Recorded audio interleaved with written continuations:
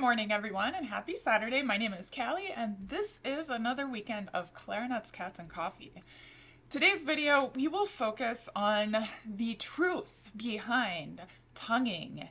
What makes it sound good? How can we go faster? All of those fun questions that we all have all the time.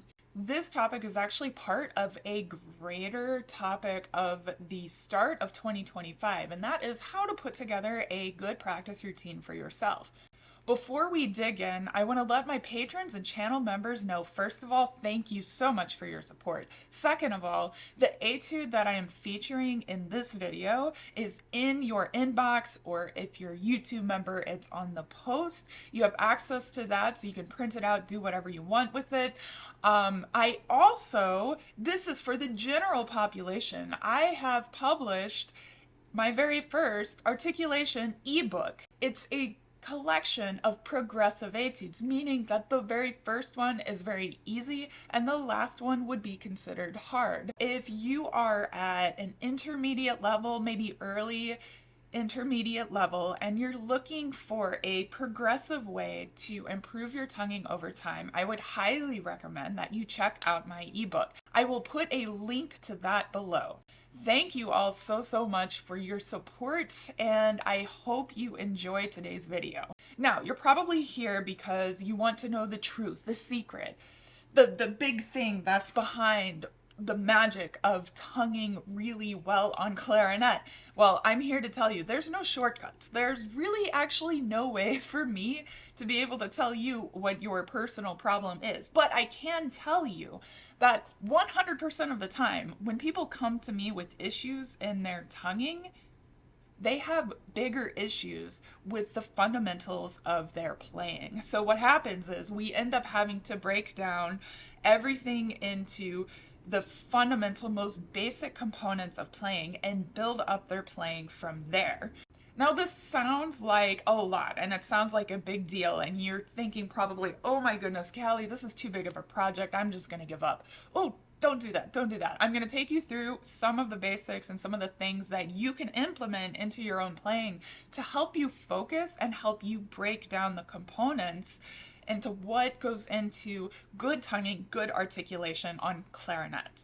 But just remember, big results can only happen if you take small steps every day with intentional focus, okay? So let me define what I mean by fundamentals. Fundamentals meaning embouchure, air support, and tongue position, and doing all three of those things without tension. Let me take you through crash course on embouchure. Bottom lip over bottom teeth. Chin should stay flat, corners in, top lip in, and jaw forward. This creates a perfect combination of pressure to allow the reed to vibrate and get the best possible sound. Second component, air support, okay? We take a nice deep open breath in and a fast column of air blowing out. So you can practice by breathing in and shushing out against the resistance of the shush, right?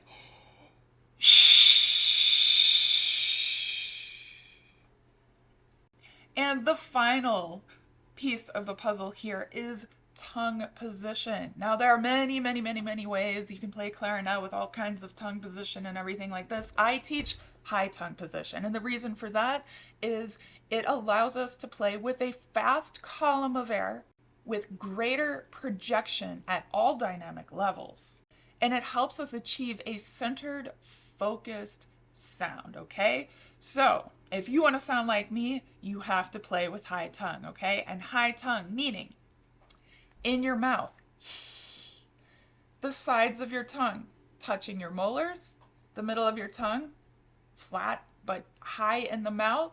So when you exhale, it's almost like you're hissing or saying an E sound, E, or depends on what language you speak and where you live and dialects and all of that.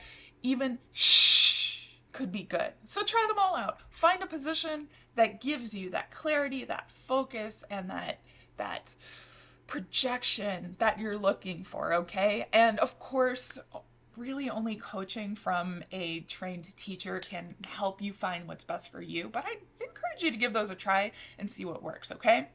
The other part of tongue position, that's just for playing legato, right? High tongue for legato.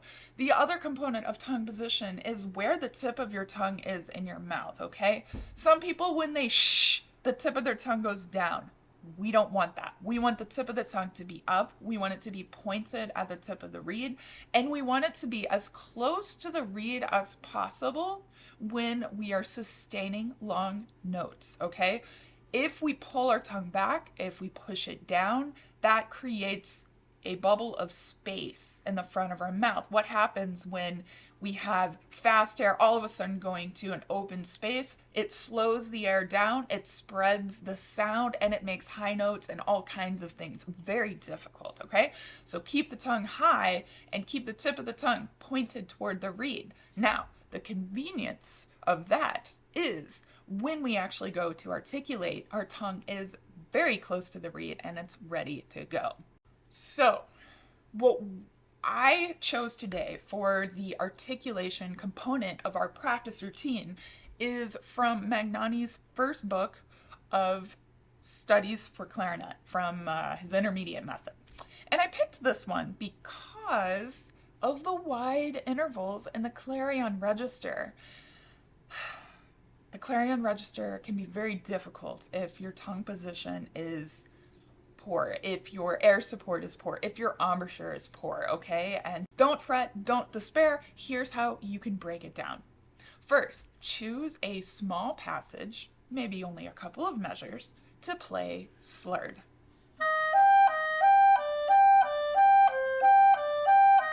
Make sure all of your fundamentals are in place of a good sound. Embouchure, air support, breathing, relaxed, free of tension. Once you're satisfied with the quality of sound and how it feels, add the tonguing in.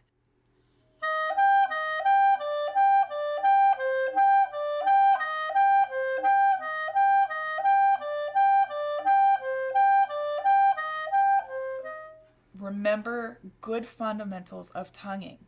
Tip of the tongue to the tip of the reed. And instead of thinking of it as hammering or striking the reed, imagine you're just letting go. Like you're letting go of the reed. You're not like going overboard with it, okay? That will ensure a light touch of the reed and it will avoid that thuddy percussive sound that we sometimes get, okay? Start slow. Don't expect yourself to sound like principal clarinet of the New York Philharmonic right now. It takes time. So be patient with yourself, set small achievable goals, and keep your priorities straight, prioritizing good tone, good air support, good embouchure, then adding the tongue in. And as I said before, big results happen taking small steps over time. Thank you all so much for watching. I hope you enjoy practicing this study. I hope you have a wonderful weekend, a good week next week, and as always, happy practicing.